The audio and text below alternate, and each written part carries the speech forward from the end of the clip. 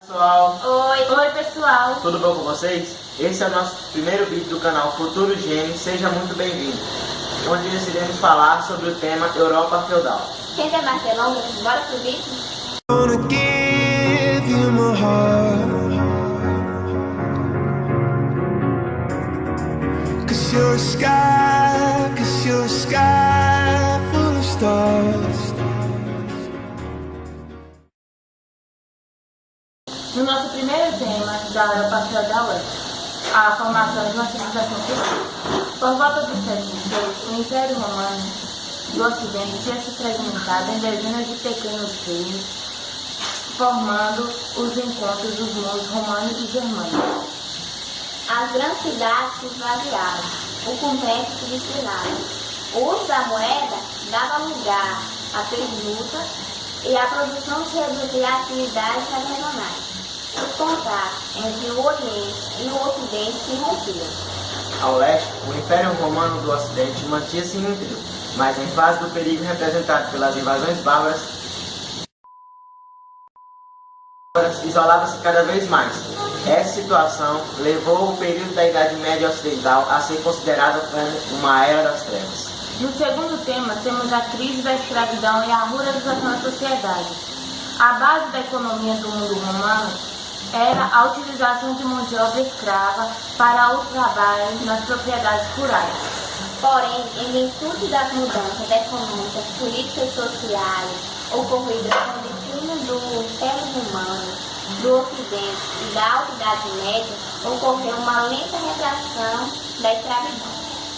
Quanto mais as invasões bárbaras avançavam, tornava-se cada vez mais difícil o abastecimento das cidades. Terceiro tema, a ação da Igreja Católica.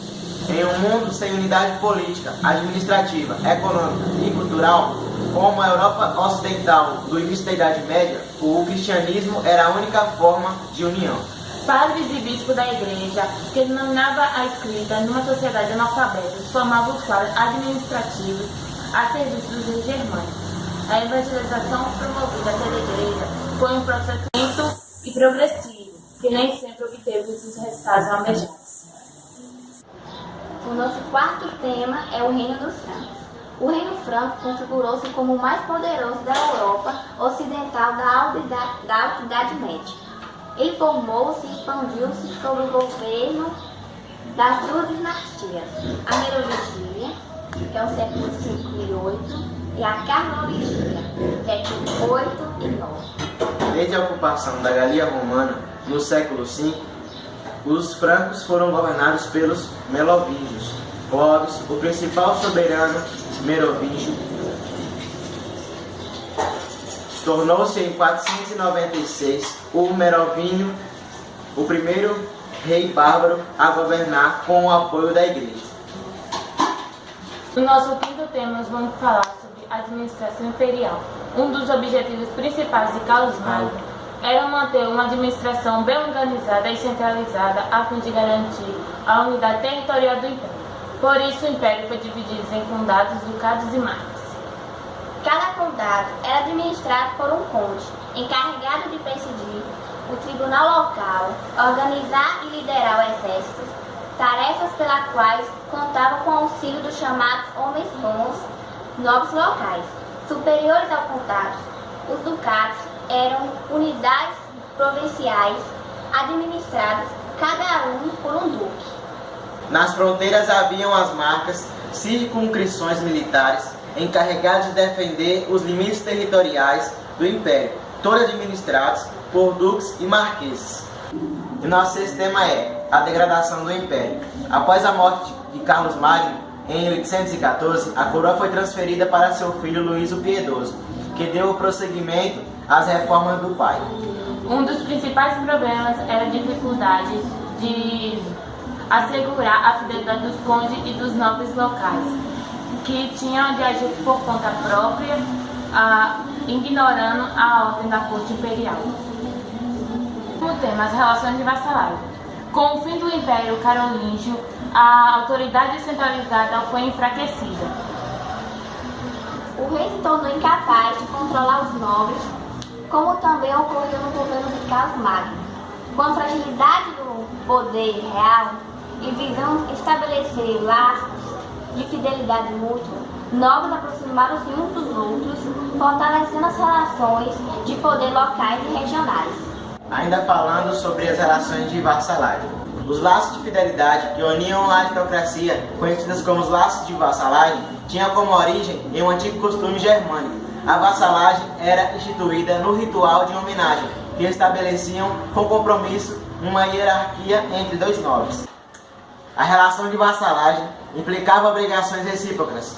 O vassalho devia se unir ao soberano nas operações militares e auxiliá-lo financeiramente em ocasiões explícitas. Cada senhor feudal era vassalo de outro senhor mais poderoso, formando uma espécie de pirâmide, no topo da qual se encontrava o monarca. Entre o rei e a base da pirâmide de vassalos havia uma hierarquia de barões, condes e duques, que ocupavam diferentes graus de prestígio e poder. Assim, os membros da nobreza medieval conservavam laços de dependência entre si. A propriedade ou domínio rural recebia o nome de senhorial. Entre os séculos 11 e 13, o domínio senhorial estava dividido em três partes: a reserva senhorial, o mesmo civil e o manso comum. A reserva senhorial é a constituição de áreas cultiváveis, castelos, celeiros, estábulos, moinhos e oficinas artesanais. Os objetivos das cruzadas eram vários, motivos religiosos com interesses políticos e econômicos. Primeiro, expulsar os turcos muçulmanos de Jerusalém, conhecida pelos cristãos como Terra Santa, cidade onde Jesus Cristo teria sido morto e sepultado. Segundo, restituir a unidade cristã nas terras do Império Bizantino e ampliar o poder da Igreja. Na época existiam os conflitos entre cristãos e muçulmanos, e nesse período teve em torno 8 cruzadas, sendo que, no primeira cruzada, a primeira grupo foi derrotado. Isso ocorreu entre os anos de 1096 e 1099. Claro, na segunda cruzada, 1147 e 1149, o movimento conhecido como Cruzada dos Nobres fracassou na tentativa de reconquistar Jerusalém. A terceira, 1189 e 1192, outro movimento conhecido como Cruzada dos Reis, estabeleceu acordos diplomáticos com os turcos, facilitando a peregrinação de cristãos a Jerusalém. A quarta e a quinta, 1202 e 1221, organizada pelo Papa Inocêncio III, desviou-se de seu destino Jerusalém e tentou conquistar o Egito, mas não foi bem sucedida. Na Sexta Cruzada, entre 1228 e 1229, o imperador Frederico II reconquistou Jerusalém, mas logo foi tomada pelos muçulmanos. Por último, a Sétima e Oitava Cruzada, entre 1248 e 1270, liderada pelo rei da França Luís IV, mais tarde colonizado como São Luís, foram derrotados pelos muçulmanos. O movimento cruzadista, no entanto, acabou por impulsionar uma série de mudanças que contribuíram para a crise da sociedade feudal. Cristandade pela Europa Oriental e início do processo de reconquistação cristã da Península Ibérica, dominada pelos muçulmanos desde o século VIII. Fim do domínio árabe no mar Mediterrâneo, estabelecimento das rotas comerciais entre a Europa e a Ásia. Realização das cidades em razão do impulso promovido pelas atividades comerciais. Para alguns historiadores, o aumento das trocas comerciais e culturais entre o Ocidente e o Oriente foi o aspecto mais significativo das cruzadas. A camada social dos mercadores, principalmente nas cidades de Veneza, Genova e Pisa, foi a mais beneficiada pelas mudanças econômicas. Falando sobre o aumento da produção agrícola. A partir do século XI, a inovação dos instrumentos da produção agrícola, associada a novos métodos de exploração da terra, resultou no aumento da atividade rural e, por consequência, no aumento da população.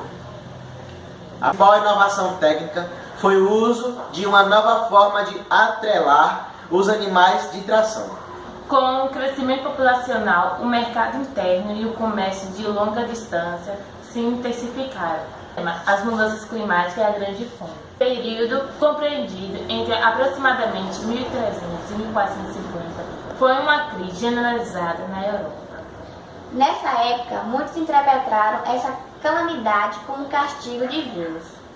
A partir do ano 1000, o fim das grandes migrações e a melhoria nas técnicas agrícolas conduzem a uma expansão constante dos terrenos cultivados na Europa Ocidental. O nosso próximo tema é a peste negra. No século XIV, uma epidemia de peste atingiu várias áreas da Europa Ocidental.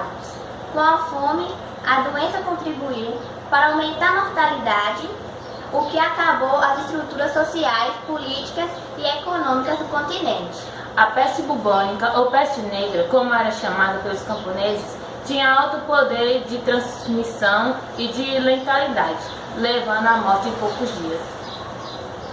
A peste se espalha pela Europa.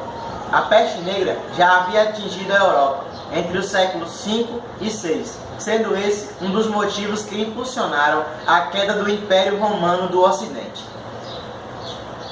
O primeiro surto da doença ocorreu entre 1348 e 1351 e provocou pânico na população. No próximo tema, vamos falar sobre a Guerra dos 100 Anos e seus efeitos.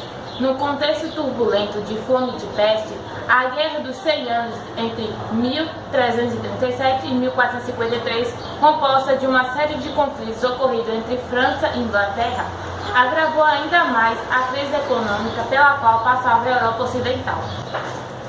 A Guerra dos 100 Anos foi deflagrada em virtude das rivalidades políticas e econômicas entre os dois reinos, em especial das pretensões inglesas ao extremo francês. Nosso próximo tema será a bombarda. A bombarda, espécie de canhão primitivo, foi desenvolvida durante a Guerra dos 100 Anos e se difundiu a partir do século XIV. A utilização desse tipo de artilharia pesada e da pólvora marcou um avanço na tecnologia da guerra, assinalando ao mesmo tempo o fim do combate ritualizado dos cavaleiros medievais e o início da estratégia militar da modernidade. Revoltas camponesas e urbanas, em meio à crise generalizada que se abateu sobre a Europa Ocidental no século XIV, revoltas populares no campo e na cidade contribuíram para aprofundar o processo de degradação do sistema feudal. A peste e a guerra despovoaram os campos e provocaram escassez de mão de obra, uma vez que grande parte das pessoas que não tinham sido vitimadas pela peste ou pela guerra havia se deslocado para as cidades. No nosso próximo tema, vamos falar sobre as revoltas camponesas. No ano de 1358, na França, houve violentas sublevações camponesas, resultado de uma brutal reação de parte da nobreza. Na Inglaterra e na Itália, também ocorreram rebeliões do mesmo tipo, opondo nobres e camponeses numa terrível onda de violência. O tema será a revolta do urbano. Aos conflitos nos campos seguiram-se outros também na cidade, formando uma espécie de aliança entre a burguesia e os camponeses contra a nobreza e o clero. As revoltas estavam relacionadas ao controle de administração das cidades. As revoltas populares não provocaram uma ruptura social significativa. Bom pessoal, esse foi o nosso vídeo de hoje. Espero que vocês tenham gostado. E para que não fique só no que aqui foi falado, procurem livros e websites melhorar e aprofundar o seu conhecimento sobre o tema aqui falado. Curte e compartilhe o nosso vídeo. Tchau, até o próximo vídeo. Tchau. 'Cause you're a sky full of stars. I wanna die.